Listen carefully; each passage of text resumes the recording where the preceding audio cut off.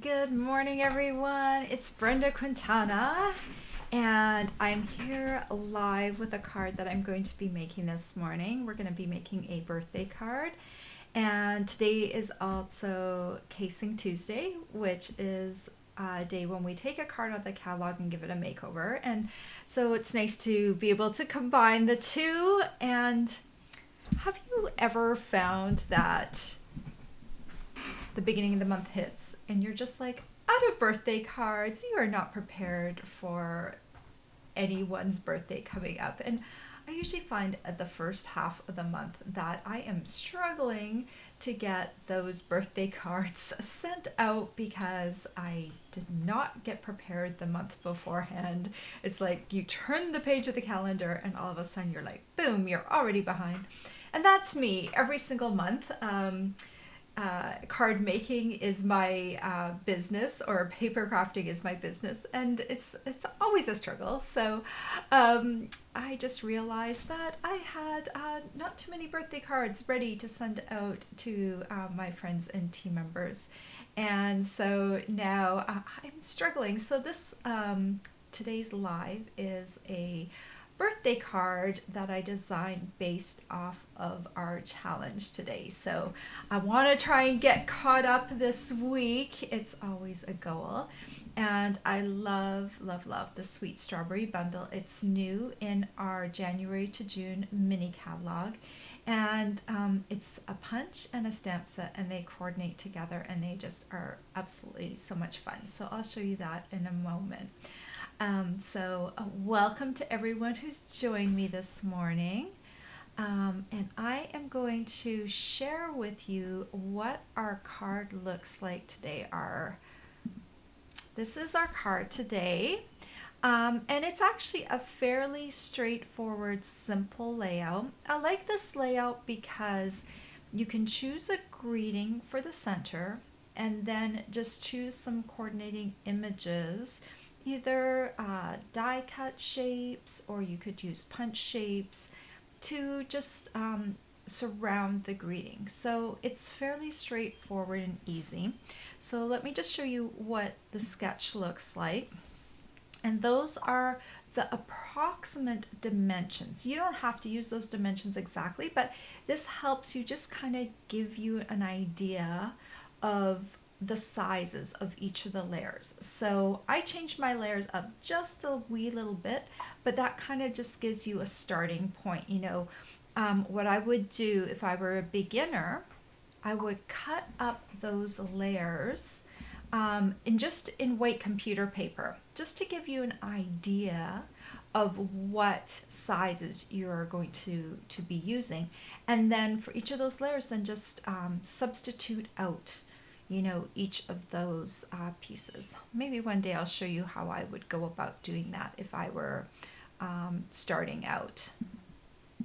Normally for me, all I do when I start a card, I have, and I've talked about this before, I have a stack of computer paper right beside my desk, and I've cut them up into quarter sheets. So these are 5.5 by 4.25, because that's the standard size of a Stampin' Up card front.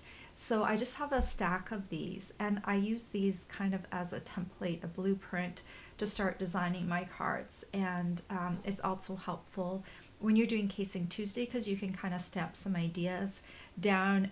I just use one ink pad color. I don't even use the ink pad colors that I would choose. I would maybe even just start with black, so it would be really neutral. And then just kind of stamp kind of my ideas out on there, a really rough kind of stamp sketch. That's how I usually start my ideas, just so I can play on paper that's not as expensive and kind of get going on my idea.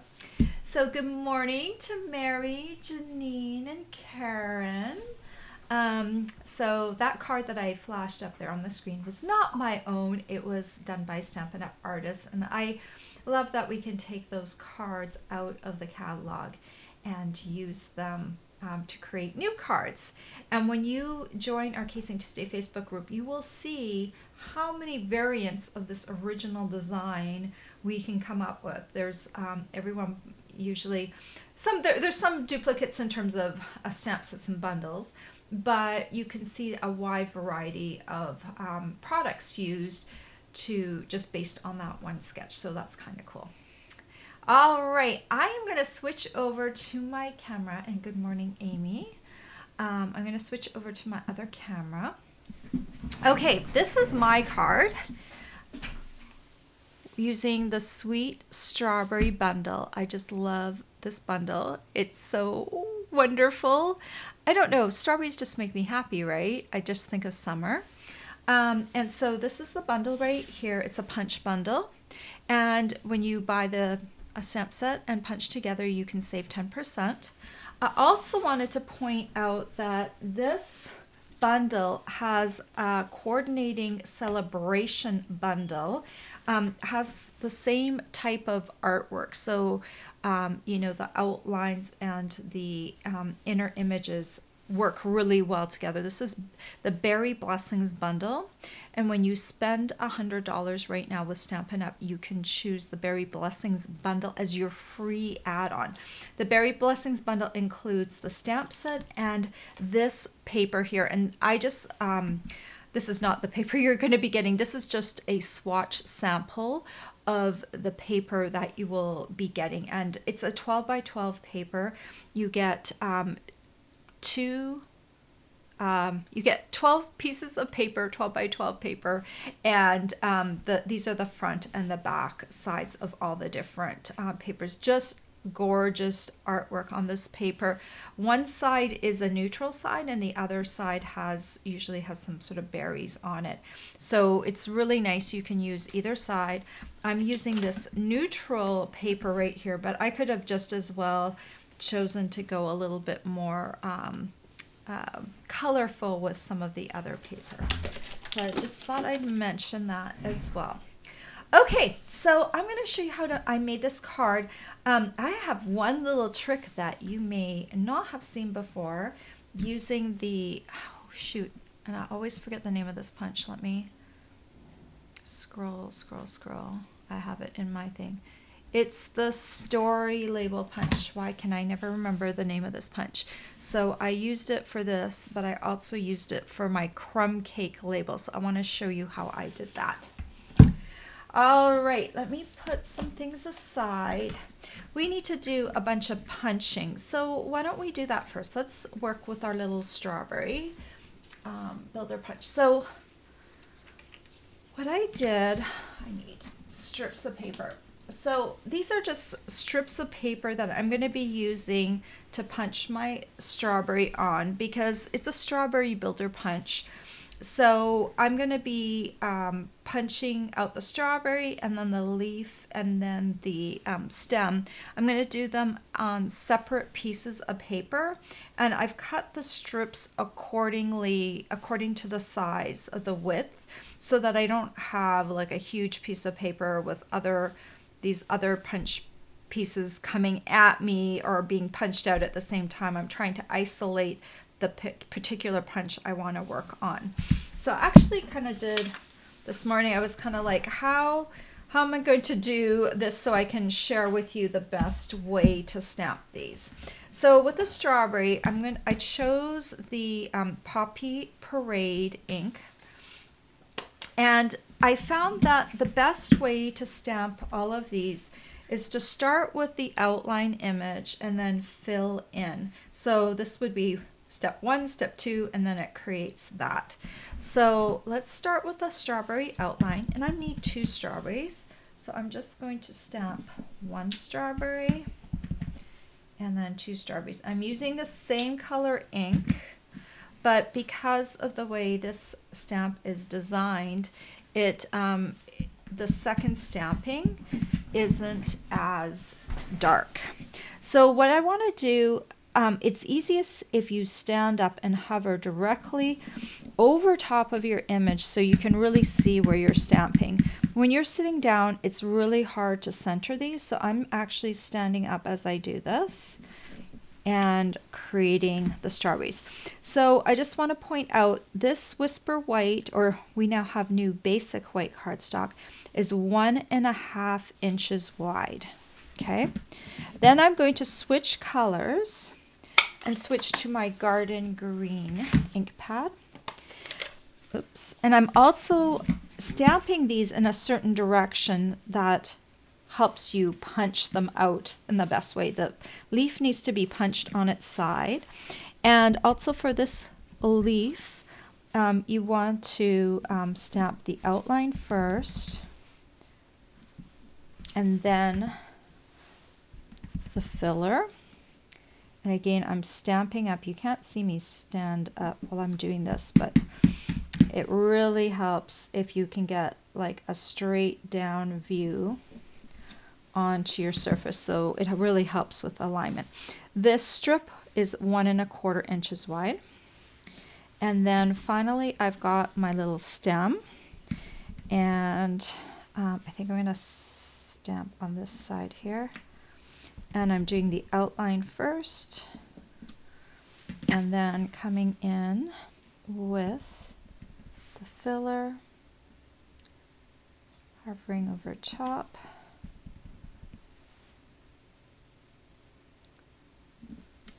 This saves a lot of time. I don't have to color because I am letting the ink do its work, and that makes it really fast. And the nice thing too, when you're able to punch them out, is you can put these up on dimensionals, so it gives it a little depth as well. So now to punch this out, I'm going to slide this in and just hover over my image. See, ooh, I'm really close with this one. I probably should have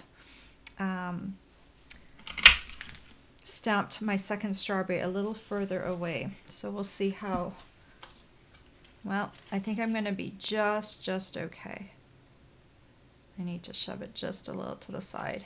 So that's a good thing to remember when you're doing this. Give yourself a little bit more room. I didn't leave myself enough room, so just put it over another 1/4 inch, and then you won't have to worry so much about where you're punching that exactly. All right, and then we've got the leaf. So I can just hover this into the space and punch it. It's also a lot easier to punch this when you have just a little strip to punch out. Okay. And then we've got this one, and I'm going to have to put this one in through the side right here. Just line it up. Okay, and then I'm going to just tear this off here so that I can stick this next piece in. By the way, this strip was 1 inch, yeah, 1 inch in width if you're stamping the little stems. All right, I can put that aside, put my punch away. Okay, we're building all the pieces that we need, and then we'll assemble. So those are the little strawberry pieces. And now I want to punch out my greeting with the story label punch. And I love this greeting. Look at this. Happy birthday, you sweet thing. That's so sweet. I like that. Okay. And that's in garden green ink again. And here is the story label punch. And I'm just going to center this in my punch. I like to make sure it's straight. That's what takes most of the time, is straightening it out. Okay, so now I've got that label. And then I want to, oh, let me not close this. I'm going to create a special label to go underneath here. And I didn't just want to do a rectangle. So I was looking at my story label punch and I was like, how can I make this a little bit more special? So this piece of crumb cake cardstock starts off being 4 1/4 by 2 1/4 inches. I'm going to feed it in through the top of my punch right here. And when it gets into the center of this punch, I'm going to pull it up through the hole. Okay, so it's not going to go in like normal, like you would normally punch something out. You feed it in through the top and you grab it once it comes through the center, because we're just going to punch one side. And for this particular punch piece, it's 4 1/4 inches. I'm going to pull this down so that it matches with the end of the punch here. Okay, and I'll just make sure it's centered, because there's a little bit of a gap on the side. So just make sure it's centered and then go ahead and punch it. And look at what a pretty little end that makes. I don't know if you can see that. So it makes a cute little label-y type end to that punch. And so this, about this much, comes off here. All right, so now let's do the same thing with the other side. So this time we're going to feed through the punched end first, pull it back up through. And now we can't pull it all the way to the end because we wouldn't have enough cardstock, but I figure we'll put it about like maybe 1/4 inch away from the end right here. Okay, so that will kind of give us a label. And then again, just shove this, just kind of centering it in my punch. Okay, so when that looks good, go ahead and punch it. Okay, so now I've got my little label piece. Let me see if I made it as big as last time. Yeah, it's the same. It looks a little shorter, that's why I had to measure it up, but yeah, it's about the same as last time. And I want to add a little bit of texture to this piece. So if you don't have an embossing machine, Stampin' Cut and Emboss machine, you don't have to do this step. You could just, this label looks nice just on its own too, but since I have a Stampin' Cut and Emboss machine, I'm going to bring mine out. And we have a new embossing folder, and this one's called Painted Textures embossing folder. So I'm just going to pop my piece inside here. And for this machine, we need our base plate, number 1. This is a 3D folder, so we're going to use the gray plate. And then we're going to run this through.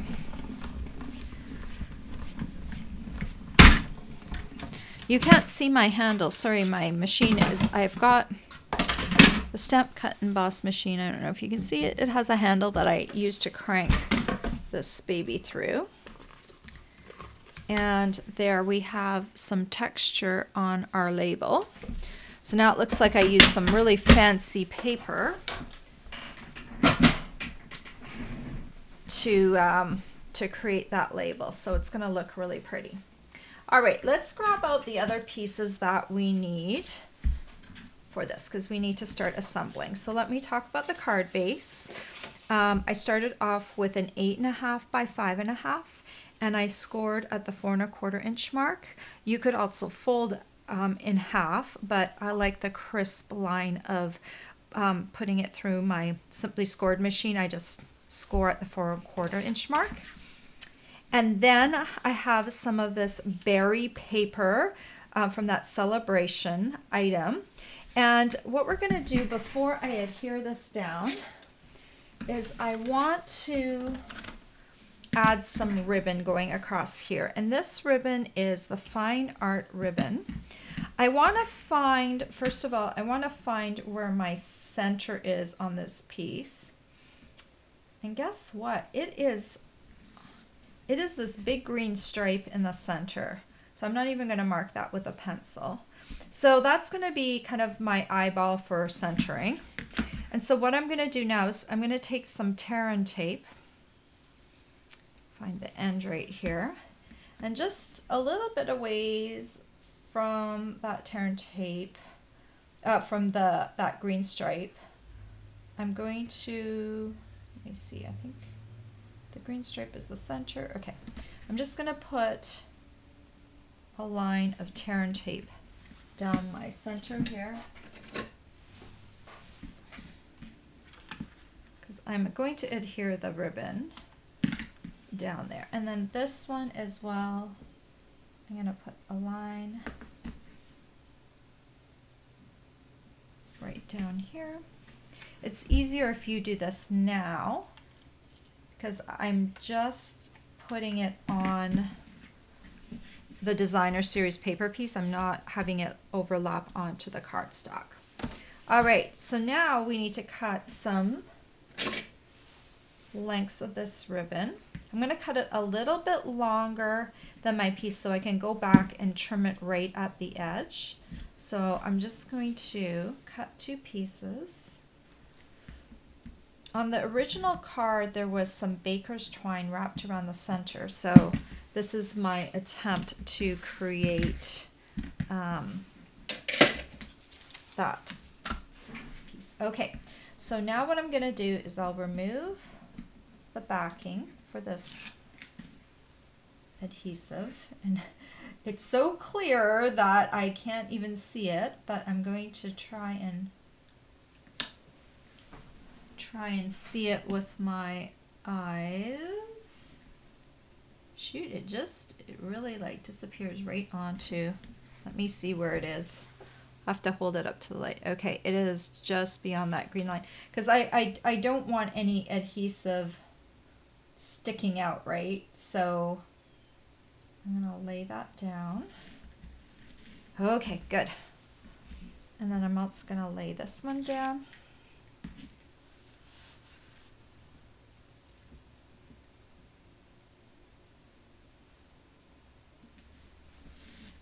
All right. Okay, so now you can see I've got a little bit overlapping onto the back, and that's where I'm going to come through and just cut off right along the edge, and that will give me a nice clean cut end. So you can do that with any type of ribbon that you have on hand.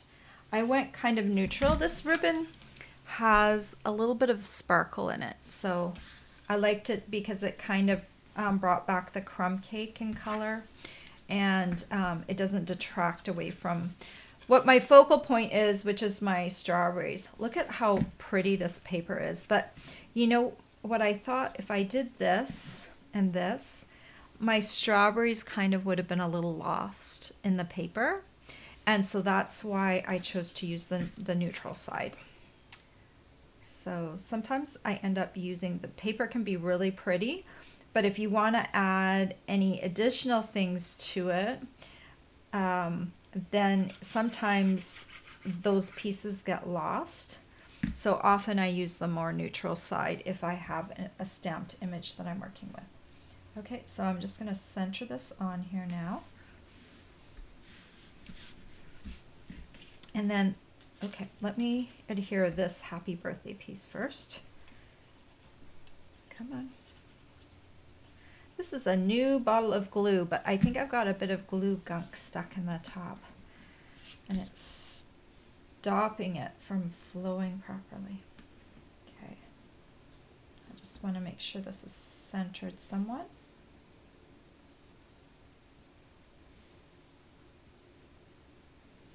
Okay, and then for this piece, I'm just going to put a little adhesive at the top and the bottom because it's not going to stick to the ribbon anyway. So I'll just center this piece as best I can. This paper in particular is good because it's got lines on it, so I just would pick a line and make sure it's straight according to that line. All right, so now let's assemble the little strawberries, and I'm going to add a little bit, not to the stem, just to the leafy portion of the berry. All right, I need to do something. Okay, so I'm going to unclog my glue. I was working with it last night and I kept it open too long.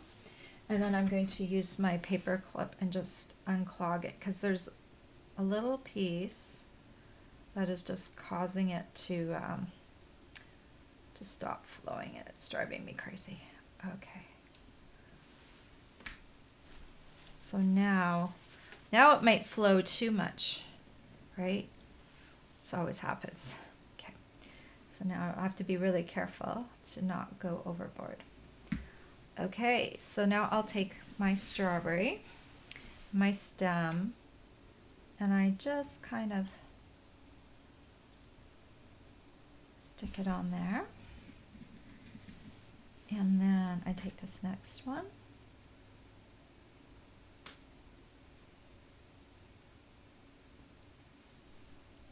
Okay, now we're really flowing.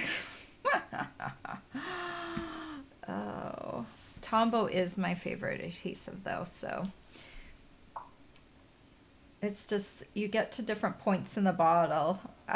When you're at the beginning, it flows more freely, and at the end it flows more slowly, and you just have to kind of figure it out. So I'm going to add the strawberries, place them, and then I'm going to see, okay, this is where I want my leaf to go based on kind of where my strawberry's going.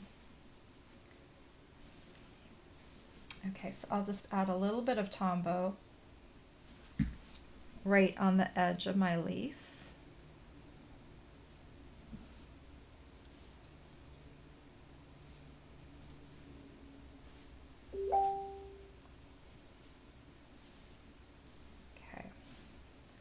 Kind of see where I want it to go, and then this one's going to kind of come over here. So I need a little bit of Tombow. Don't put too much on your leaf because we're still going to adhere these with dimensionals. Okay, I think that's going to look good. And now I'm going to grab some dimensionals and add them to the back of my strawberry and leaf combo. And I am running out of dimensionals on this sheet. So guess what I'm gonna do? Oh, maybe I'll have enough. I'm sorry, my computer's binging. I'm gonna cut some of this edge so that I can make another dimensional. Okay, so now I'm ready to place these on here.